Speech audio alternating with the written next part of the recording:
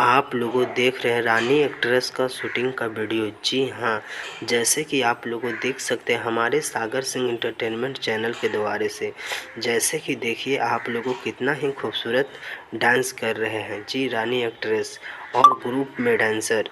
जैसे कि आप लोगों देख सकते हैं ग्रुप डांस हो रहा है। जैसे कि पीछे का बैकग्राउंड में आप लोगों देख सकते हैं रानी एक्ट्रेस के साथ में कितने लोग एक साथ डांस कर रहे हैं। आप लोगों को कैसा लग रहा प्लीज़ कमेंट बॉक्स में ज़रूर बताएं। रानी एक्ट्रेस का वीडियो बहुत ही काफ़ी अच्छा आता है, जैसे कि आप लोगों देखे ही होंगे। अगर नहीं देखे हैं तो हमारे चैनल के माध्यम से आप लोग देख सकते हैं। जी हाँ, अगर सागर सिंह एंटरटेनमेंट चैनल पे अगर आप लोग अगर पहली बार हैं तो प्लीज़ सब्सक्राइब कर लीजिए और ज़्यादा से ज़्यादा सपोर्ट कीजिए। जी हाँ, ये रानी एक्ट्रेस का शूटिंग हो रहा है, जैसे कि आप लोग देख लीजिए। और शूटिंग का वक्त का ये रील्स वीडियो है, रील्स वीडियो बनाई है रानी एक्ट्रेस और शूटिंग का सेट पे है। जी हाँ।